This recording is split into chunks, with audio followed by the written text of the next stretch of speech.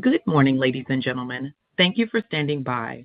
Welcome to today's conference call to discuss Rocky Mountain Chocolate Factory's financial results for the fiscal second quarter 2026. At this time, all participants are in a listen-only mode. As a reminder, this conference call is being recorded. Joining us on the call today is the company's interim CEO, Jeff Geygan, and CFO, Carrie Cass. Please be advised this conference call will contain statements that are considered forward-looking statements under the Private Securities Litigation Reform Act of 1995. These forward-looking statements are subject to certain known and unknown risks and uncertainties, as well as assumptions that could cause actual results to differ materially from those reflected in these forward-looking statements. These forward-looking statements are also subject to other risks and uncertainties that are described from time to time in the company's filings with the SEC. Do not place undue reliance on any forward-looking statements, which are being made only as of the date of this call. Except as required by law, the company undertakes no obligation to publicly update or revise any forward-looking statements.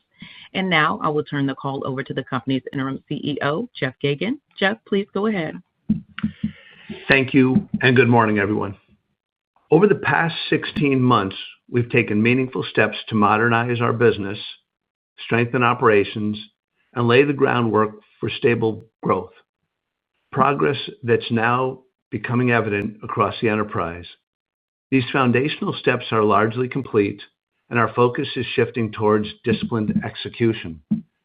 We're moving from transformational planning to transformational performance. The results of that shift are reflected in how we operate our business, how we support our franchisees, and how we present our brand to customers. The changes we're making today and in the past are intended to create value for investors over the long run. In the short run, we've made many difficult personnel and operating decisions that had to be put in place despite the immediate cost.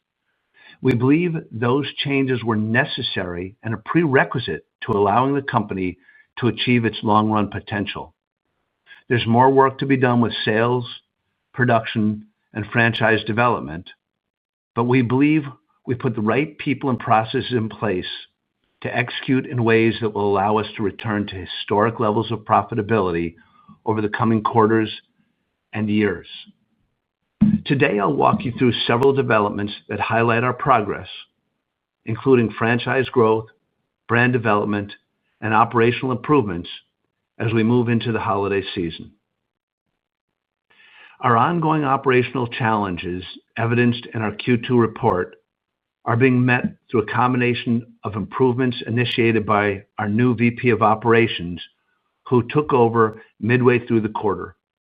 Within weeks of his onboarding, he laid out new money-saving strategies, including ways to eliminate overtime compensation, reduce scrap and waste, and improve in-stock items to fulfill incoming franchisee orders as a first step to increasing the ratio of Durango products sold in every store, a significant financial opportunity for the company.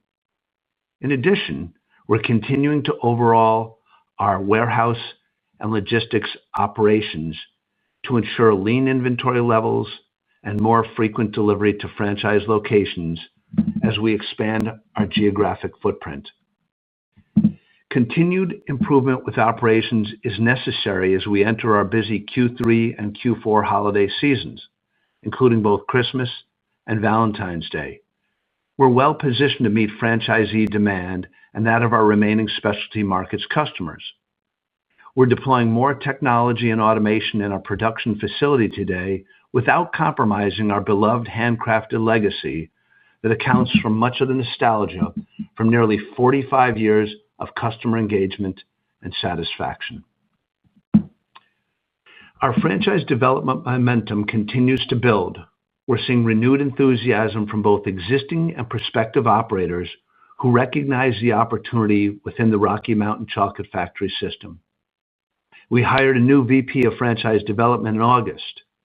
He attended our September National Franchisee Convention and engaged with well over a dozen current franchisees to lay out a vision for future store growth and area development agreements. We're continuing to canvass the U.S. and designate where we want to locate new stores in a very thoughtful and strategic array. The first wave of new store builds will come from our existing franchisees, followed by a group of new-to-the-system operators. We're in discussions with several now with a focus on developing new markets where we've historically had little or no presence, including both north and south of the border, where we think there is significant development opportunity. This is a renaissance for Rocky Mountain Chocolate Factory. We're entering a new era of growth, but not growth for growth's sake. We'll be very intentional with every move we make, always looking for ways to create and enhance shareholder value. We remain focused on increasing store ownership per franchisee, as I cited in our prior investor call.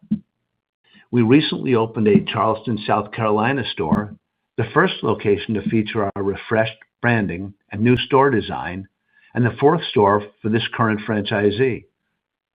This location had its soft opening this summer, and we're planning a grand opening next month. The Chicago State Street store remains on track to open around the holidays. Construction is underway. This location will also serve as a showcase for the new Rocky Mountain Chocolate Factory, from design and layout to product presentation and customer experience. We continue to build a healthy pipeline of new locations. We recently signed franchise agreements for the Palladio in Folsom, California, and the Jersey Shore Premium Outlets in Tinton Falls, New Jersey. We're also in the final stages of negotiation for a Houston Hobby Airport location. We recently completed our first remodel at the Corpus Christi, Texas company-owned store. As expected, store sales experienced an immediate pickup, and shortly afterwards, we had our busiest day in store history. As we have more empirical data related to remodels, we'll share that with investors. The combination of openings, remodels, and multi-unit franchise interest gives us a strong development pipeline, strongest we've had in years. More importantly, we're focused on quality over quantity, partnering with well-capitalized, experienced operators in attractive, high-traffic markets. Our disciplined approach to development and franchise recruitment is expected to drive meaningful, long-term potential for our system's performance. Turning to our rebrand, we've continued to make strong progress evolving the Rocky Mountain Chocolate Factory brand. Over the past year, we've modernized nearly every customer touchpoint, from our new logo, contemporary store design, updated packaging, refreshed website, makeover of our longtime mascot Truffles the Bear, and the overall in-store experience. The refreshed look elevates the brand while maintaining the warmth, quality, and authenticity customers have always associated with the Rocky Mountain Chocolate Factory. We expect most of our remodel work across the system to begin in early calendar 2026, with the goal of having nearly all stores align with the new brand identity in 24 months. These remodels will include new exterior signage, updated interior layouts, and enhanced merchandising designed to create a more cohesive and engaging customer experience across all stores, both new and remodeled. We're making meaningful progress improving product presentation and packaging. Our new packaging has rolled out to most stores, and feedback from franchisees and customers has been positive. The updated design conveys the premium nature of our products and complements the in-store brand aesthetic. Our package is modular in design, so when franchisees asked for a new sampler package during our recent national convention, we were able to develop and roll that out in about 6 weeks, a feat never before even considered, but now a reality due to our unique design, which allows us to take in customer data and respond rapidly as we adjust to real-time feedback. In addition, we recently hired a new world-class R&D executive who has experience in the confectionery business. His addition to our team will accelerate the introduction of many new and exciting products to offer our franchisees and customers. Altogether, these initiatives are strengthening how customers experience our brand. They represent the next stage of our development, a consistent, elevated experience that supports the long-term franchisee success and a deeper customer connection. We've been modernizing the way customers interact with Rocky Mountain Chocolate Factory brand online. Earlier this quarter, we launched our refreshed website, which reflects our contemporary identity and provides a cleaner, premium look. This refresh is an important step in aligning our digital presence with the in-store experience and features our updated package offerings just in time for the holidays. As originally conceived, our website will be an on-ramp for consumers to experience a small sampling of our delicious products, with all signs leading to a nearby store for the full selection of premium offerings.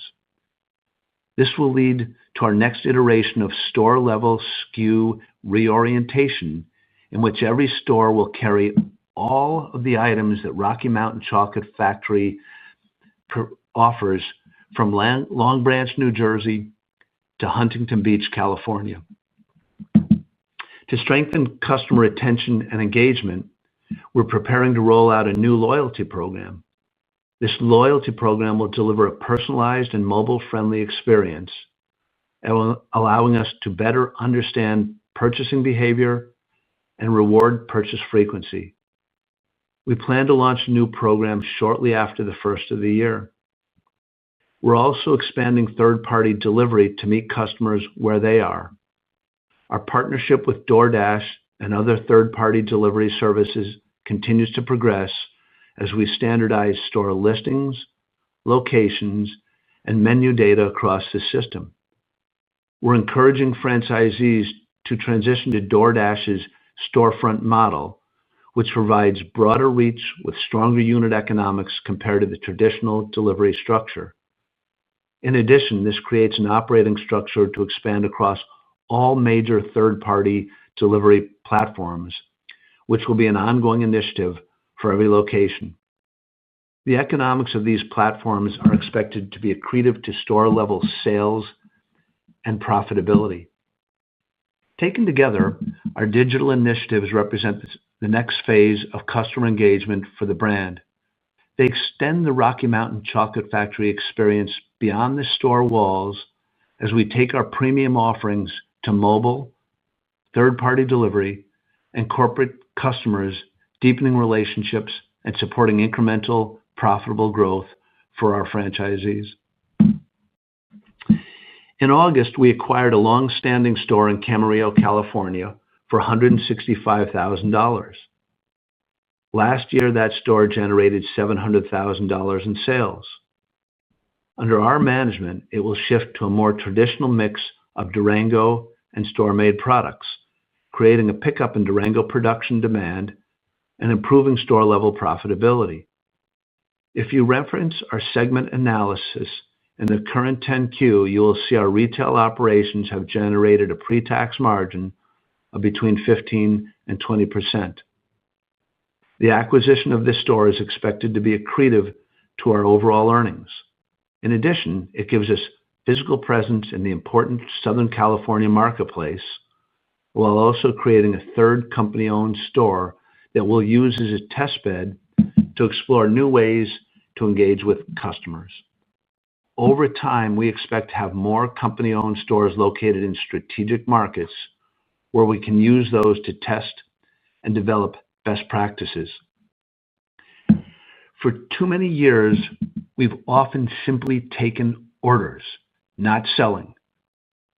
The unique attributes of Rocky Mountain Chocolate Factory brand and experience need to be sold.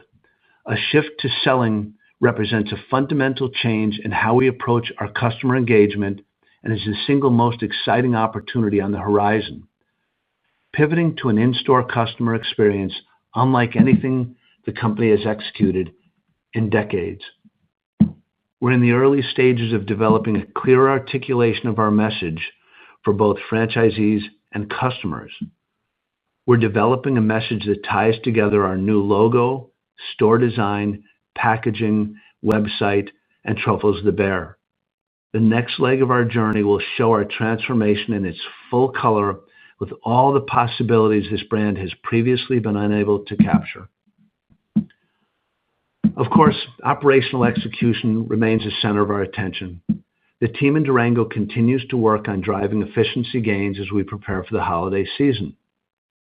We now have the flexibility to extend production hours and add shifts as needed to meet upcoming seasonal demands, thanks to the insight and experience of our new VP of Operations. Inventory levels are healthy heading into the holidays, and our production plan is focused on maintaining freshness and product availability across the system.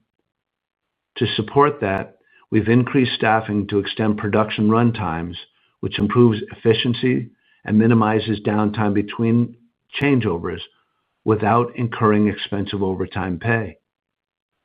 Our raw materials and key ingredients are flowing well. We're positioned to meet demand for the season ahead. We've improved logistics by moving consumer packaging back to Durango and added warehouse capacity in Albuquerque, taking it from Salt Lake City, and in the process reducing transit time to the factory from 7 hours to 3 hours. This change has improved responsiveness and reduced transportation cost. Combined with disciplined pricing, freight optimization, and ongoing process improvements, these initiatives are improving our cost structure and profitability. Culturally, this is a very different company than it was 16 months ago. We've built a leadership team and organization that is aligned, accountable, and focused on results. Across every function, from Durango to the field, there's a growing sense of purpose, collaboration, and execution discipline. We've made tough decisions necessary to stabilize the business and have been deliberate in how we've built for the future. The progress we're seeing now is a direct result of that approach. Our transformation is continuing as planned. The foundation we've laid is solid. The factory is running more efficiently, franchisees have better tools and support, and our brand continues to evolve in ways that resonate with customers today. As we enter the holiday season, the organization is aligned around one simple objective: executional excellence. That means keeping product flowing, supporting franchisees, and delivering a consistent, premium customer experience. As I began the call today, I reiterate, we are focused on creating value for our equity owners over time. We will invariably experience unforeseen challenges in the short run, be those operational, personnel, or resource-driven, that we will have to navigate, but we'll never lose sight of where we're headed over the long run. Our goals are lofty, our team is focused, our mission is clear. Thank you for your attention. With that, I'll turn the call over to our CFO, Carrie Cass, to step you through our fiscal Q2 financial results. Carrie? Thank you, Jeff. Please note that unless otherwise stated, all comparisons are on a year-over-year basis. Total revenue for the quarter was $6.8 million compared to $6.4 million in the same period last year. Product sales were $5.2 million compared to $4.9 million last year, and franchise and royalty fees were $1.6 million, up from $1.5 million in the same period last year. The total product and retail gross profit was negative $33,000 compared to $0.6 million. The decrease reflects year-over-year comparability factors, the timing of inventory adjustments, and it's partially offset by continued factory efficiency gains. Total costs and expenses were $7.3 million, which were essentially flat compared to the same period last year. The net loss of $0.7 million or a negative 9 cents per share compared to the net loss of $0.7 million or a negative 11 cents per share in the second fiscal quarter of 25. Turning to the balance sheet, as of August 31st, 2025, we had cash of $2 million compared to $0.7 million at February 28th of 25. During the quarter, we added $1.8 million in new borrowings to support working capital and seasonal needs. This included a $1.2 million term loan and $0.6 million incremental loan under our existing credit facility. Both loans carry the same 12% interest rate. interest-only payments, and the same September 30th, 2027 maturity as the original $6 million facility established last year. As a result, total debt outstanding was $7.8 million as of August 31st, 2025. This concludes our prepared remarks. We'll now open it up to Q&A. Operator, back to you. Certainly. As a reminder, to ask a question, please press star 11 on your telephone and wait for your name to be announced. To withdraw your question, please press star 11 again, and please stand by while we compile our Q&A roster. And our first question will be coming from Peter Sidoti of Sidoti & Company. Your line is open. Hi. Just a couple of quick questions. One, can you discuss the background of the new Chief Operating Officer? Yeah, of course. This is Luis Burgos. He has 30-plus years in manufacturing and operations. He has worked for startups with as few as 150 people and managed operations with over 3,000 people. He's operated in the U.S. and internationally. And notably, he was employed by Kimberly-Clark on 2 separate occasions. But he has a fantastic experience and background, and he's fluent with the FDA rules and regulations. Okay, great. And as you open new stores, do you have targets for the number of openings you expect for 26 and 27? Peter, not that we've disclosed yet, but our stated goal is to be net positive in store growth on an annual basis, which means whatever the stores that are closed, we exceed that with new openings. And can you just discuss the thinking about between owned and franchise? Yeah, sure. Historically, the company has had relatively few owned stores. Philosophically, we think if we're going to be a good franchisor, we need to be able to talk the talk, run the businesses, and have proof positive that we know what we're doing as an operator, not just as a franchisor. We had, until recently, 2 stores, one in Durango, which we've owned for many, many years, and a second in Corpus Christi, which was acquired roughly 3 years ago, which has gone through a very nice turnaround. Camarillo, Texas, or Camarillo, California, which I cited in our numbers here, was able to be purchased at a very attractive rate, put us in a strategic market where we have boots on the ground, which we think is relevant. My expectation is in the not too distant future, we'll have a handful of additional stores that strategically put us into markets where we can develop and potentially turn around and sell a cluster of stores to a prospective franchisee while we're developing those stores in those markets. And with each store, we'll have an opportunity to test new products, new practices. Okay, and just one last question. You seem to be burning a little cash at this point. Can you just talk to me, how long do you think that will continue, and will there be a need for equity financing? Yeah, well, of course, our fiscal Q1 and Q2 are historically our slow periods. Our 3 and 4 are historically our better periods. We're performing to budget this year. And the discussion about any type of capital raise would be one that would have to be considered with the board of directors. I'm sorry, could you just repeat it so I understand it? Yeah, sure. Any type of capital raise would be at the discretion of the board of directors. Right, but you're burning cash at this point in time. Do you expect to continue to burn cash for the next 12 months? We do not. You do not. All right, great. Thank you. Thanks for your questions, Peter. Thank you. And I'm showing no further questions in the queue. I would now like to pass the call to Sean Mansouri for email questions. Thank you, LaTanya. To address a few questions that have come in via email over the past week, Jeff, Carey, first here, can you expand on what's driving the increase in franchise demand beyond the visual aspects of the brand? In other words, what tangible changes in the business are making RMCF a more investable system for operators today? Yeah, thanks, Sean. It's a good question. For starters, I think one aspect of our offering that differentiates us from a lot of our competitive offerings is our relatively low labor model. In a world where labor costs, among other things, are rising, that's attractive.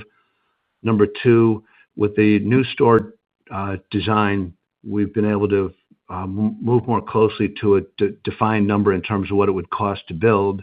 And once we have that defined number, we've been able to reduce those costs. So I think our ability to articulate the ROI to a prospective franchisee in terms of cost to build and expected cash flow, those numbers are very attractive. And again, we've worked with existing franchisees to try to get our store growth kickstarted. And frankly, it was in most cases, it was just simply a matter of asking our franchisees if they had an interest, to which most of them said, yeah, I was waiting for someone at corporate to ask. So that was an easy answer. We've also hired a new VP of franchise development, as I mentioned during my prepared remarks, who started in August, who has 20 plus years of franchise development and has a proven track record of building small systems into larger systems. So we feel very optimistic about not just the design, the economics, but we're putting the mechanics in place to do this on a repeated basis. And as I've said on several occasions, we're looking for financially sophisticated, well-capitalized, entrepreneurial franchisees to join our system. And we've had conversations with a number of those type of investors recently. It's great. Moving on to the next one. Can you walk through what's changed in your factory operations that's most meaningfully impacting cost per unit or fulfillment reliability? Sure. Carrie, do you want to take that? Sure. As Jeff mentioned, we just recently hired the new VP of Operations. He has made a number of changes in the factory, most of which have happened after the end of the quarter. So we're still testing best practices downstairs. We've made a lot of progress in a lot of areas in the business. That's one we're still working on. Thank you. And with cocoa prices easing from historic highs, how are you thinking about the potential margin benefit and timing, including your hedging strategy and supplier costs? Yeah, it's a great question. Good observation, too. As we speak, the price of metric ton of cocoa is $5,806. 16 months ago, for perspective, if we could lock into cocoa pricing at $8,000 per metric ton, I felt pretty lucky. $8,000 for many months was as low as it traded, and then had bumped up a couple times to $10,000 or $11,000. But recently, for a variety of reasons that are mostly geopolitical and some weather related, the price dipped below $8,000 into the $7,000 then $6,000 range. We took full advantage of that, locking in some amount of production. But bear in mind, it's not an all or none, and we're not in the spot market. So every time we lock at today's lower price, we still have the long tail backwards that are prices that we locked previously. But the highest price we've locked since I've been here is $8,000. So we expect that we'll pick up some margin in lower raw material costs. And this cocoa, of course, becomes chocolate for us. Chocolate represents 40% of our raw material costs. So this will be meaningful for us, and we expect to see improved margins over time as a result. Excellent. That concludes the emailed portion of the Q&A session. Latonya, over to you to close the call. Certainly. And this concludes today's conference call. You may disconnect your phone lines at this time and have a wonderful day. Thank you for your participation.